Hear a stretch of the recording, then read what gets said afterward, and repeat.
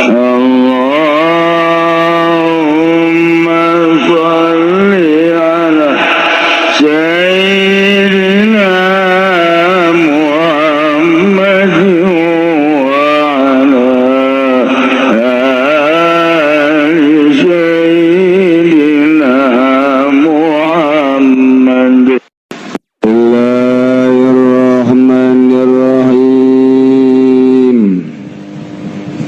Fa idza auda'a ma fi agama magadad kalanitibkeun ya Allah ing barang kang tetep ing dalem hal maganedep ya Allah fala yatma'u fi dawami maka ora dana kapengen ya si wong ing dalem langgenge amat balistagna billah baligdah ngeprisugihi wong ing Allah an kulli syai'in saking saban-saban syai' falaysa yugnika anhu syai'un kaorana nagalakuan iku nyugikeun ing sira saking Allah apa sawiji wa fil hikamilan iku tetep ing dalam kitab hikam utawi lafaz la tatlubanna baqa'al waridati bada'an busitat anwaruha wa udi'at asraruha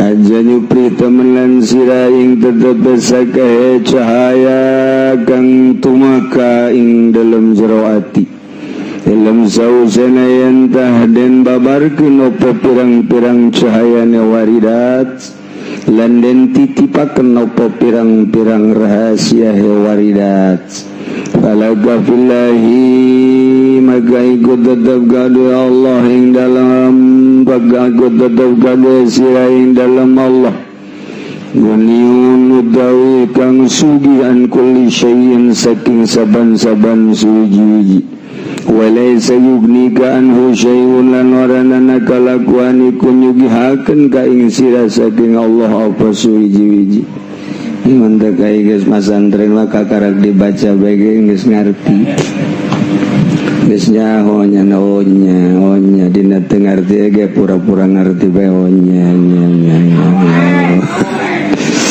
abi anu teu masantren mah pan bob sakumaha monyet ngagugulung kalapa teu nyaho bakal kaki lantak di marawondokat Akun Abdullah bagala siraiku hamba Allah bila ilatin kalawan ora elat wala takun abdal halil fani lanajaan siraiku hamba hal kang rusak la yugni kang ora nyugikeun ya halul fani wa man asyaqaqi indahum lanudamana isyaqaqa ya hal indahum ing dalam monggo sufiyah di luhur talabu iku nyubri hal wastijlabu ulan namih narik-narik hal sababin kadua sabab yuhariku kang ngarobahaken ya sababu ing hal kama taqaddama kaya barang kang usai madingin ya ma wabillahi at-taufiq lan iku tetep kalawan Allah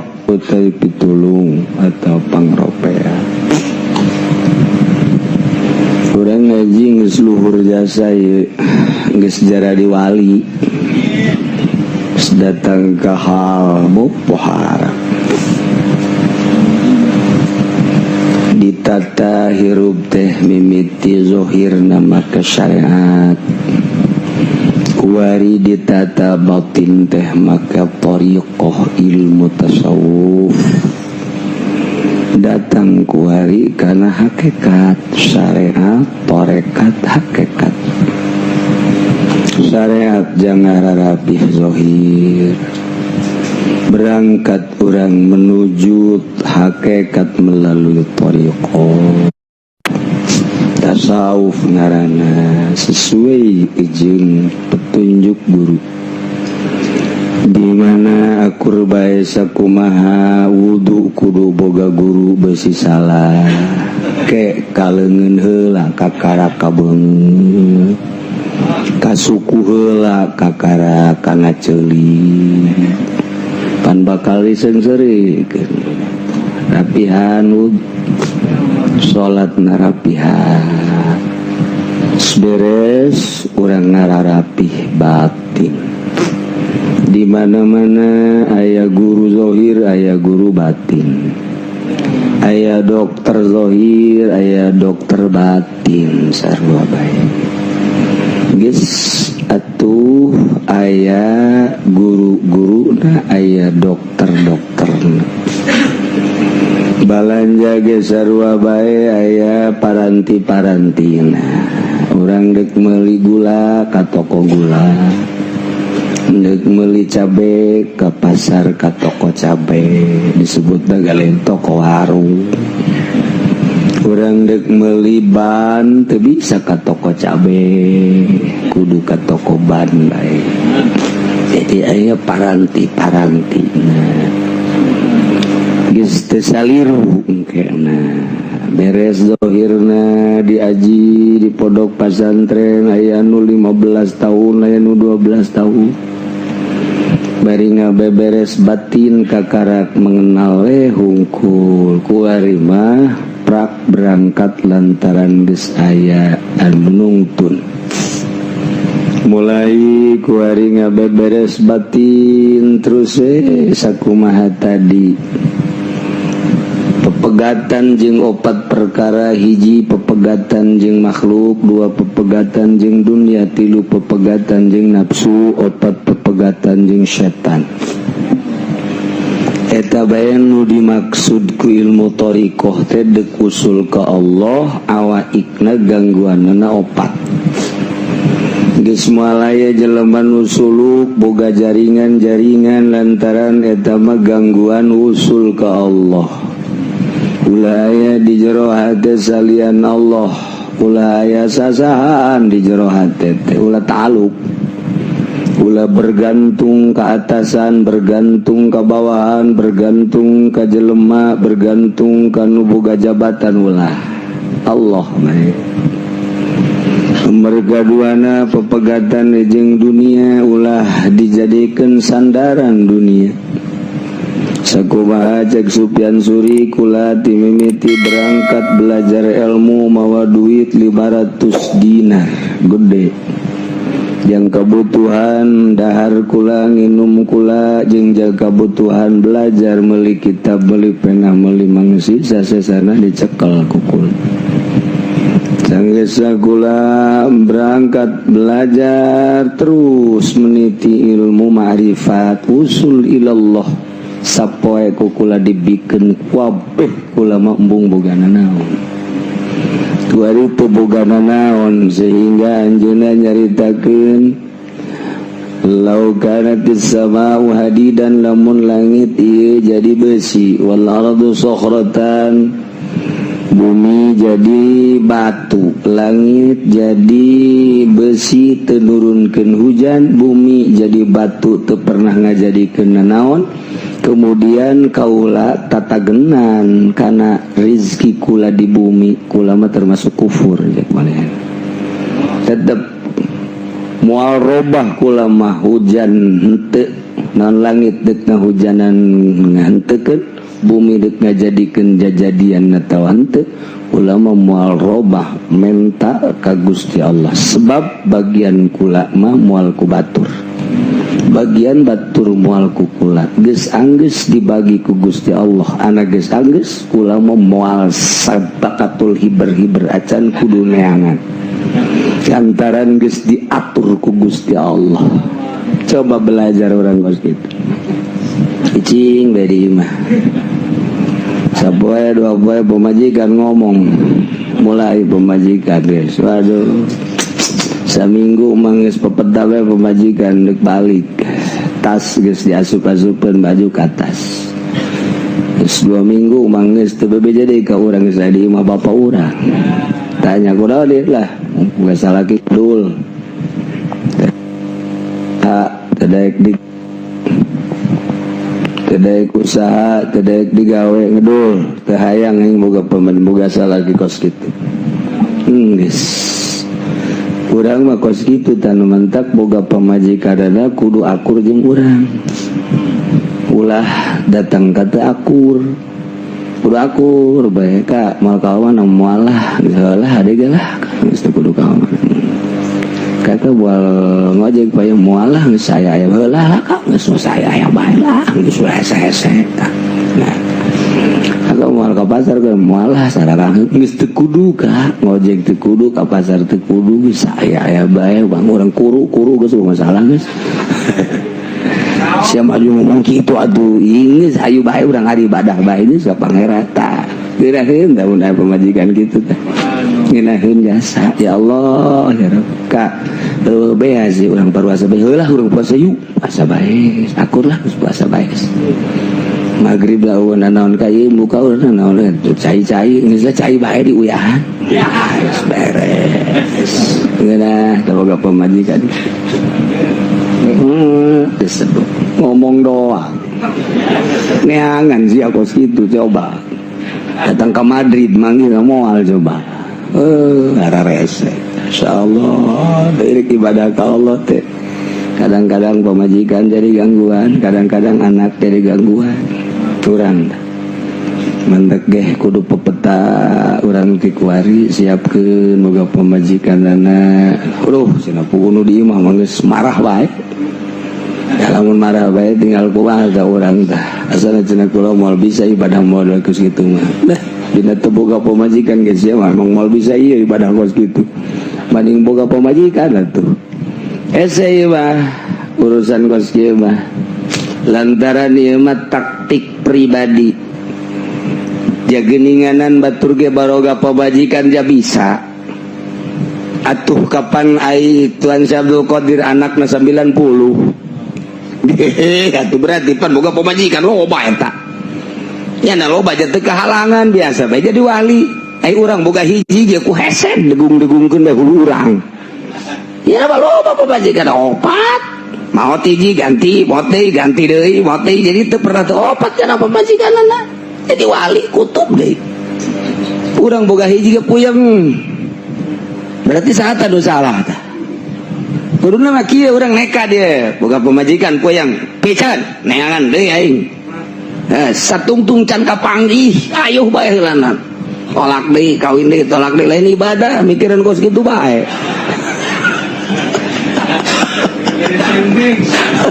aduh ada rese ya sa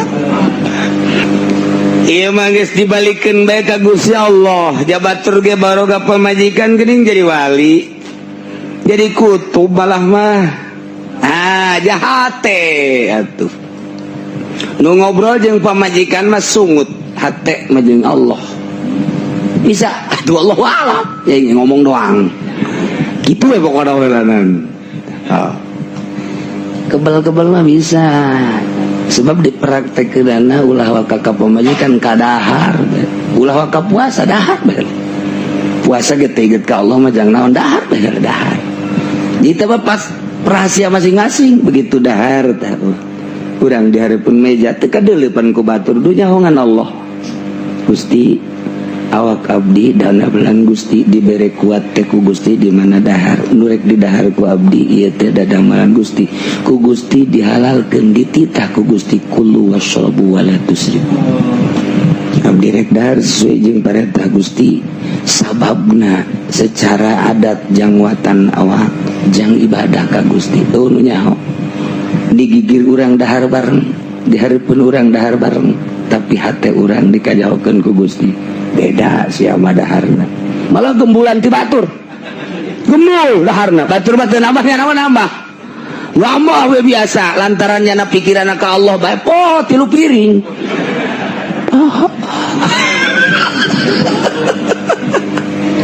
batur mah boga rasa aing mah isin mun gede teuing dahar japan aing mah kiai pan aing mah ustad besi ku batur henteu pajar tasawuf aing mandek setengah piring we padahal kakaletrekan beuteung mah isin ku makhluk aingnya nama lantaran ka Allah Gusti jang ibadah asana sapiring mah kurang kuat ya abdi mah biasana ge abdi mah sapiring setengah dek di 2 piringkeun jang ka Gusti abdi mah jadi geus nu di deuleu makhluk teh di deuleu batur naleukeun ge eta kiai gembul amat ya emang watak teh mah kiaina gembul tapi boga pikiran seperti mulyaan eta nu gembul dibandingkeun jeung nu setengah piring kadeuleu ku makhluk pikiran anak aing besi teu dikiaikeun, aing besi teu diustadkeun, aing besi teu ditasawufkeun. Kayak ku batur digembul-gembul isin deuleu tungtungna derajatna tetep nu gembul bakal luhur bae derajatna sebab jana mah dahar ge jangka Gusti. Ieu mah ye anu setengah bakal teu dahar-dahar acan kajian teuing aing mah lapar ge nahan bae daripada teu ditasawufkeun ku batur, daripada teu dikiaikeun ku batur melempem eueuh sinaran hate mantap geus maning gembul bae. Ese tasawuf teh kos gitu ese jasa ese letak ulah katipu ku baju bagus, ulah katipu ku dahar gembul cing hade awas ngamainkeun hate.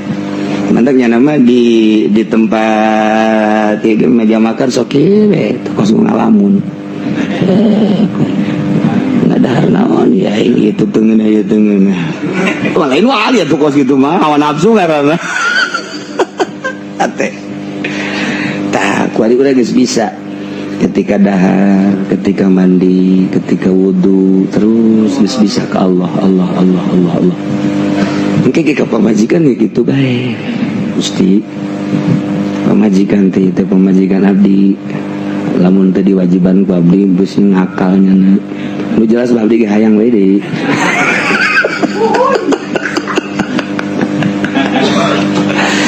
Terus jika Allah kan kebal-kebal bisa terus be urang teh muter ka Gusti bae segala rupa komo keur salat mah dipolkeun dibuleudkeun ka Gusti Allah. Mulai urang teu zahirna maka fikih, batin urang maka tasawuf, thariqah ruhna untuk usul ka Gusti Allah hakikat ngaranna. Begitu geus datang ka hakikat dibere hamer urang pindah alam dedelean nu ieu neuleuh mah neuleuh tapi dibalik dedelean ieu teh aya deui kamaha kakawasaan Gusti. Dedengian nu ieu henteu leungit biasa bae aya ngadegeun nu ngan dibalik dedengian ieu aya deui rarasaan dedengian kamaha poharaan Gusti. Jadi eta bae serasa sorangan sehingga irung ngisep urang irung teh karasa maha kawasa Gusti. Aya angin aya oksigen nu aseup ku urang dihirup udara ku urang teh karasa lain karasa anginna maha kawasa Gusti, maha loman Gusti, maha murah Gusti. Terus karasa ku urang sugut urang mulai Allahu Akbar nu ku urang diucapkeun jeung kadenge ku ceuli bahasa Allahu Akbar dibalik Allahu Akbar aya rasa maha ngagerakeun Gusti teu bisa dibobodongan hese setelah kurang ditafakuran moal bisa ngadadak aya jeung teu bisa dihayal. Lamun dihayal lain rasa ieu mah aya net urang aya di alam eta. Kok bisa kitu sih Kiai? Kieu siapa pan kudu dijelaskeun we heran ya gimana atuh kumaha teu dijelaskeun mah dengekeun ku sia kita tarik geus ngadengekeun bae bangunna sia SMS-an jeung saha eta kaget mah SMS pareuman ku nya atuh lah SMS-an kaget ya mata urang buka kurang tat neuleuh nu kadeuleuh ku mata urang teh ieu teh nu eueuh hahalang ketika aya hahalang macet. Jadi berarti dedeleuan mata urang terbatas. Ceuli urang ngadenge suara nu kadenge ku urang ieu radiusna teh mungkin 10 meter mungkin 20 meter ketika leuwih ti eta geus teu kadenge deui berarti dedengian urang terbatas. Atuh kitu kene aambean urang nu kaambe ku urang sekitar urang bae kaambe seungit kaambe bau kaambe haseum sekitar urang anu di luareun sekitar urang mah 5 10 20 meter geus teu kaambe berarti terbatas. Keterbatasan mata ceuli irung jeung sajabana eta teh berarti urang aya di alam sogir. Tarekat mah kos kitu. Oh iya teh alam sogir sebab terbatas. ku mata kasat, ku jeli kasat, ku irung kasat, ngaranna alam sogir teteh. Ketika urang zikir ka Gusti Allah, kemudian urang tafakur, urang muraqabah, urang make na zikir khofi, perem tahan napas, urang teh kataekan di dinya. Sanggeus sakataekan urang teh asup ka alam kabir. Pereng mata urang jeung bentak bakal akur bae nu kadeule terbatas, tapi mata hate urang deng ka kuburan, ka jero kubur, alam mahsyar, alam akhirat, kapanggih jeung bendera Kangjeng Nabi, mizan, jembatan Siratal Mustaqim, alam kabir. Wates wangeunna, wates wangeunna mata hate urang, dedengean urang, dedengian urang terbatas alam sogir. Ketika urang zikir tahan napas, tak melalui zikir khofi, lelembutan diasupkeun tak aya. Dedengian urang teh teu terbatas. Kadenge ku urang nu aya di Irak, kadenge nu aya di Turki, kadenge nu aya di Yaman. Sakumaha utusan perang nu keur aya di Yaman.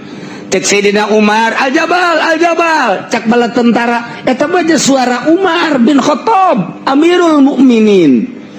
Kadenge tate suarana Sayyidina Umar na di Madinah, eta makhluk-makhluk sahabat syariah aya di Yaman. Cak Sayyidina Umar, Al-Jabal, Sayyidina Umar na neuleunak lain make mata ieu tapi make mata hate. Itu ngadenge nak lain make ceuli nu ieu tapi make ceuli nu aya di jero hate. Kadenge Madinah jeung Yaman, kadeuleu Madinah jeung Yaman moal terbatas. Alam kabir ngaranna. Urang teh terus mantep ibadangan hiji doang Allah. Kangjeng Nabi liwat ningali dua kuburan, begitu dilihat dua kuburan cek Kangjeng Nabi, ieu dua kuburan yu'adzabani disiksa, walaysa fi kabirin, lain dosa gede, tetapi ieu ku dosa-dosa anu leutik sabenerna mah tapi jadi gede.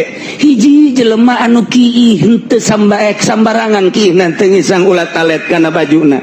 Nomor kaduana jelema namimah, kadeuleu ku Kangjeng Nabi apa ku mata ieu, kadeuleuna lain mata ieu, ba alam sogir ku mata ieu.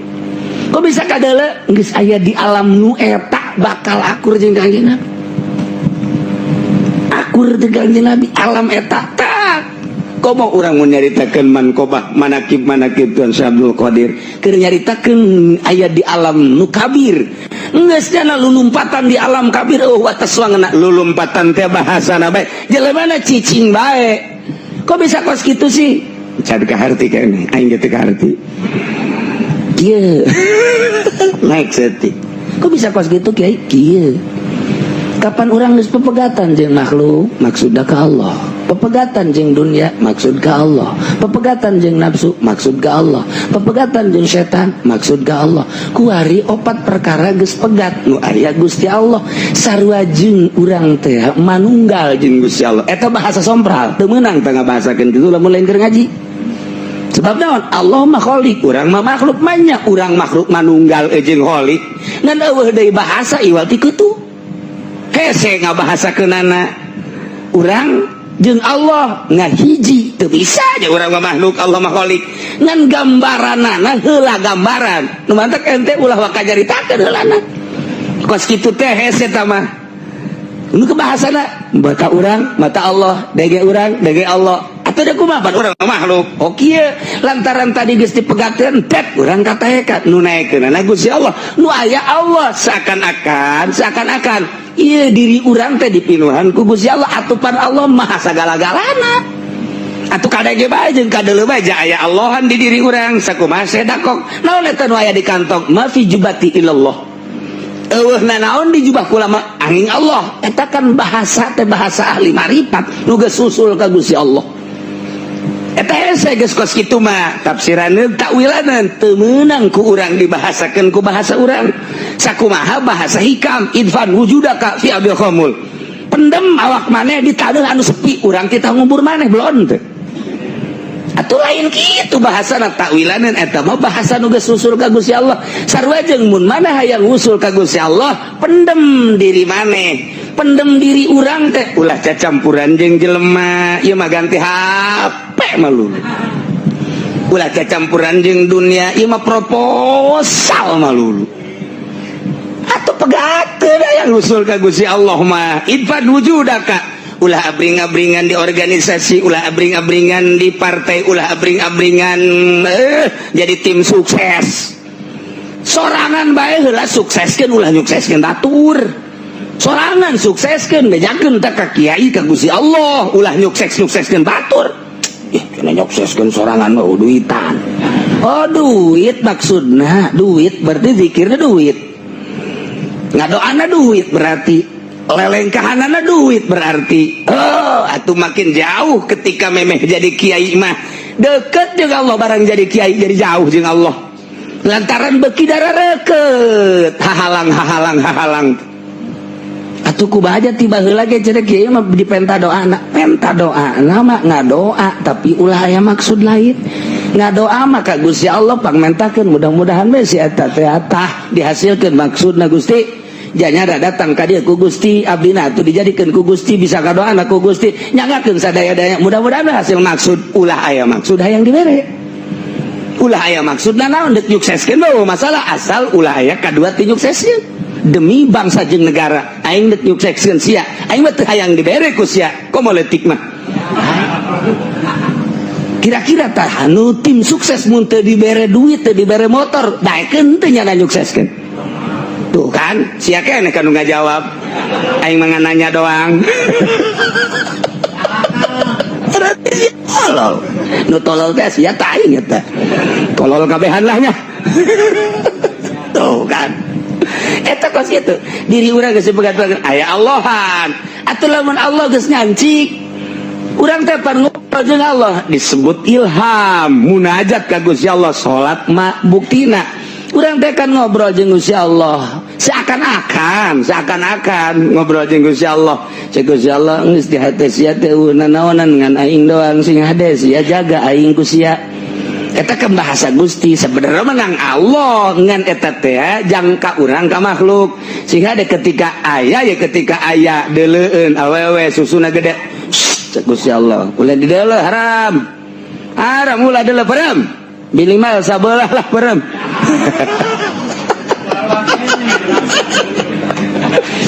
Berem. Ngadenge suara-suara. Ulah didengekeun. Man sia mah keur jeung aing. Ulah begitu digelempangkan. Eta mah teu diridoan ku aing. Tuh.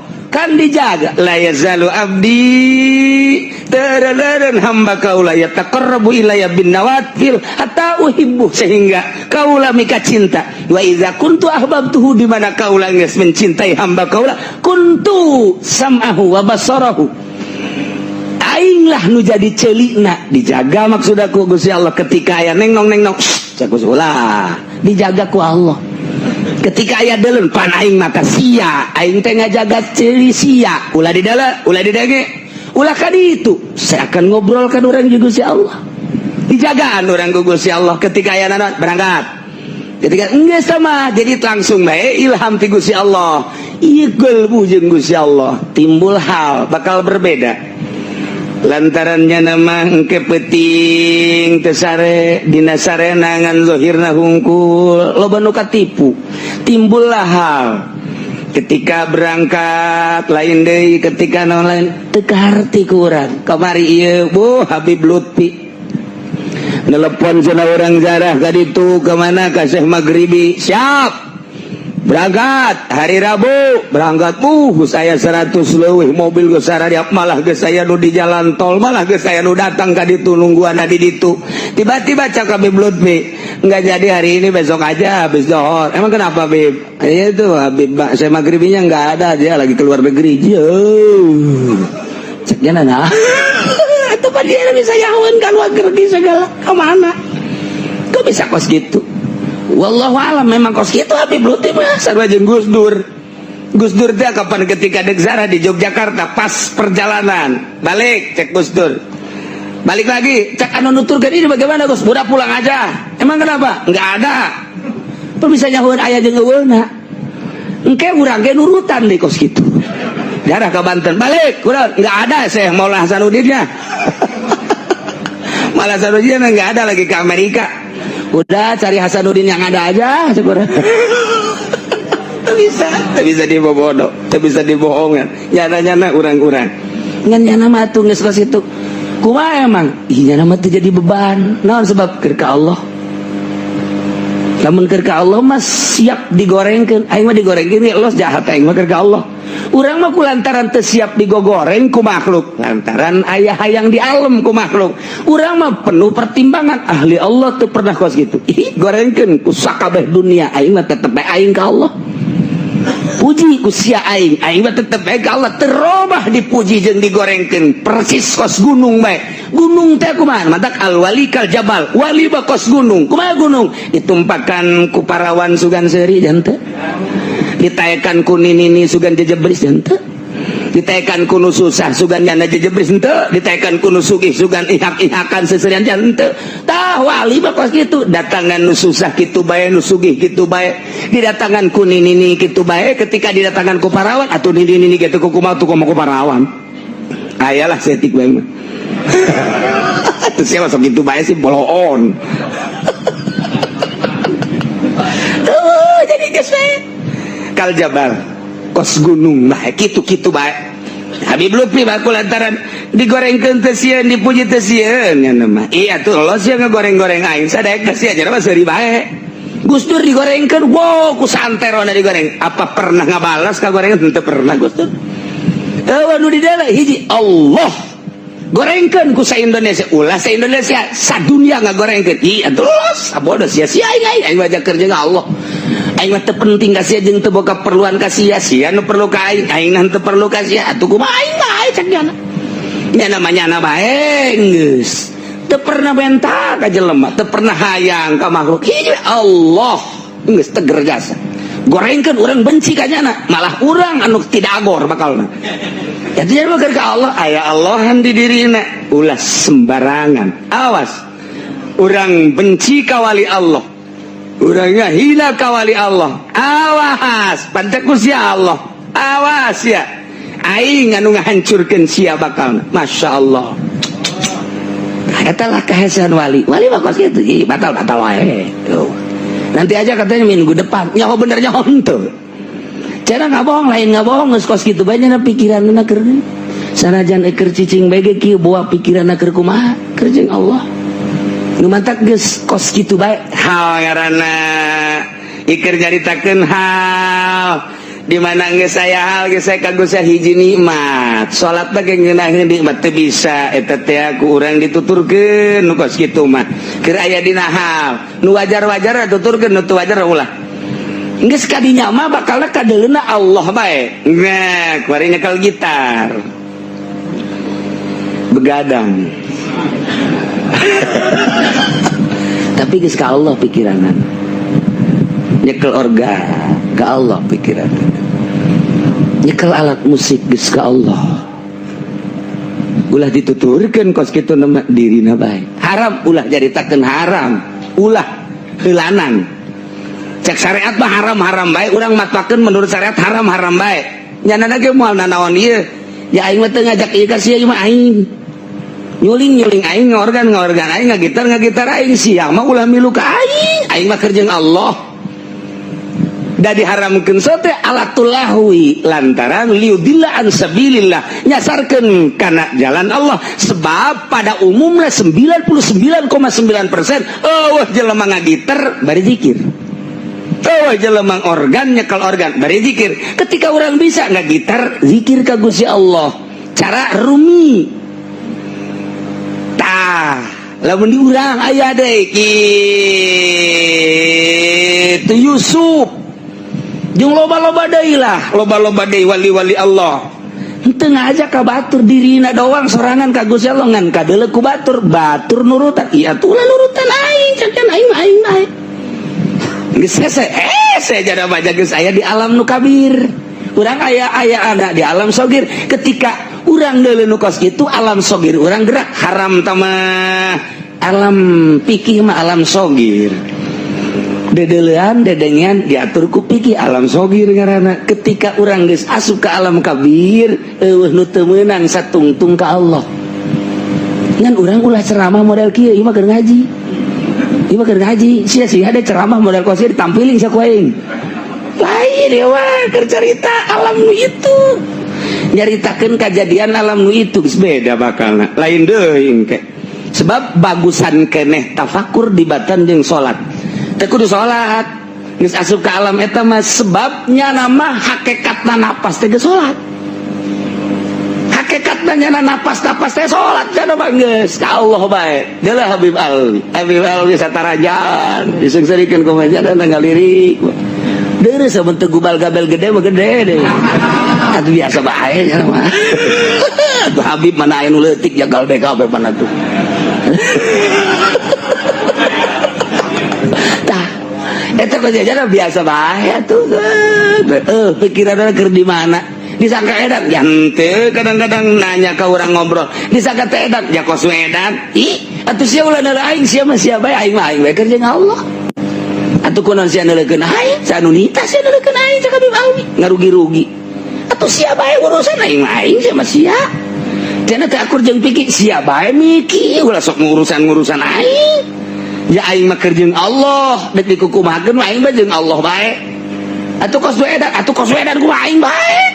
Atuh sia kudu ngaos-okos. Tanya ka aing edan apa henteu ulah okos-okos. Wal karti. Da eta hal nikmat salat eta. Nikmat salat teh ngeunaheun Allahu Akbar keur jeung Allah. Aduh geuna zikir geuna. Ulah-ulah maca Quran ngadengeun nu maca Quran ngadenge. Ngadengeun nu maca Quran teh nu maca Quran aya ikhlasan karasa. Nu maca Quran teh ikhlas karasa. Nu maca Quran riakna gede karasa. Karasana di mana? Wallahu alam. Di bulu-bulu. Jadu ngadengekeun lain ceuli ieu tutupan ceuli bakal kadenge bae. Kok kumaha geus aya di alam nu itu pan. Geus aya di alam nu itu geus kadenge we ngeunaheun. Antara nu ikhlas, anu setengah ikhlas, anu teu ikhlas karasa. Kadenge ngeunaheun. Teu kudu maca. Mantap lamun ahli Allah mah keur maca Quran ngeunaheun jasa. Ngadenge nu maca Quran eureun. Ngadengekeun itu bae karuan ngeunaheun jasa. Nikmat jasa. Masya Allah. Engke kabelah dieuna ngadengekeun suara manuk. Suara manuk.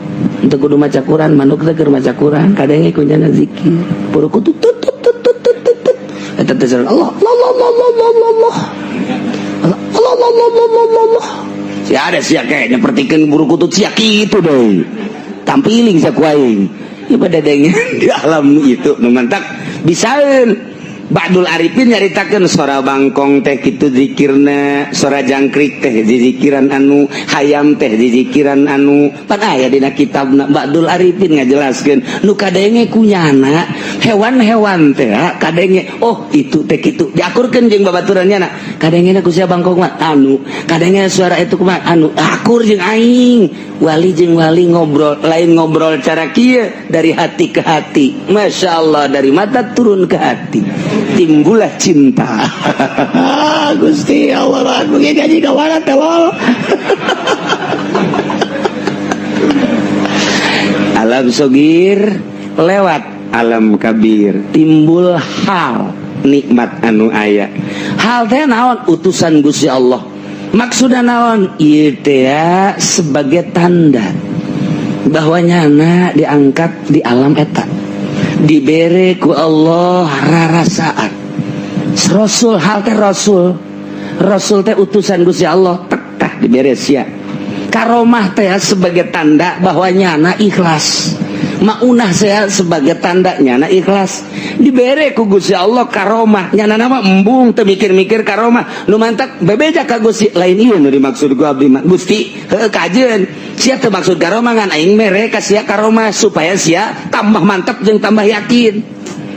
Sakumaha Rasul dibere mukjizat sia dibere karomah. Embung abdi mah Gusti aing nyaho sia embung ja sia mah hayang ka aing ngan aing deuk bere ka sia. Aing urang mah pan diwirid supaya timbul karomah. Bismillahirrahmanirrahim. kaf ha ya ain shad ha mim ain sin qaf iyyaka na'budu wa iyyaka nasta'in ya hayyu ya qayyum Allahu latifum bima ya bak ya bak ya bak ya bak ya bak. Mulai guys, siap main bola. Main bola kacapek. Diadu diadu jeung sahabat itu nu ringsek. Bola ditendang ku nyana ajur botes. Ganti bola, ganti deui. Tembak deui ku nyana. Tes. Kabeh bingung, wasit bingung. Kok bola asal kana suku sia bitu. Aya bak di dia ya. Ulah naon sia. Awas ditajong ku aing sia. Ujianana soek sia. Sungut sia tadi tajong ge soek ku aing. Dah, coba ku sia ya diganti ku batu. Batu dipake main bola. Batu bisa pakai main bola. Eta wiridan nu tadi direkamkan ku sia ada tah. Kan mali bere carana ku aing. Oh, atuh carana nu hese ge. Dah, jangan nyepak kafir teh kos gitu. Deh, dicoba pakai batu golondongan. Sepak, dia ringsek suku.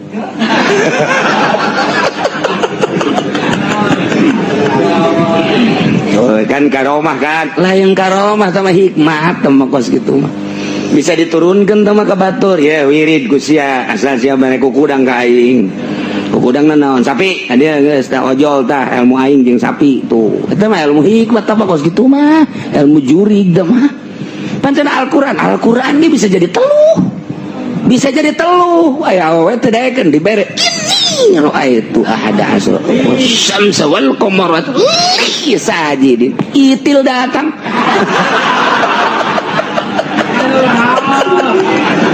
Ya jadi sihir eta kos gitu. Masya Allah lain ieu mah ngabedakeun karomah mah lain kitu embungeun nu bogana barang ditembak teh meleset Gusti pani meleset aing mere ka sia supaya abdi mah teu maksud abdi hayang ka Gusti kajeun aing mere ka sia siana mah embung nyana embung kanyahoan ku batur besi kanyahoan aing ditembak meleset ai urang mah lain teh ngebul tuh kan Cisoka beak pelor aing sabada dus meureun beak datang ke bengkel hesenangan pelor gara-gara dihakan ku aing kabeh. Beda antara karomah nyumput karomah mantak asal geus kajahoan bae karomahna ngadoa ka Gusti tadi maksud karomah faqbidni ilaika ghairu maftunin maotan bae abdi mah maotan daripada kanyahoan ku batur ade berkaromah blek maot gitu we urang mah lain deui ya tuh bun didatangan anu teu kahujanan teh cenah bejana kamari ante sahadeun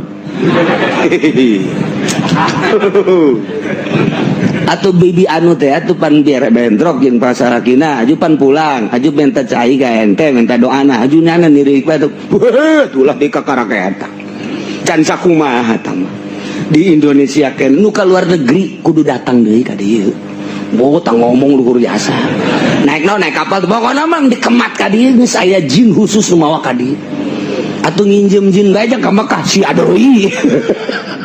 Luar biasa alikmat betol luhur biasa ngomong lah. Masya Allah, alhamdulillah. Ieu kereta sesak nembe arui mata bontot na loba jasa tah. Bontot dijadikeun dalil ku nya tah. Bontot tak tamu malulu tah, bontot tah. Jadi pici pugu nu geus bulan kamari dihiji-hijikeun ku nya. Alikmat mah bego. Teu meunang dipicunan bontot tapi panjang loba tamu batolol.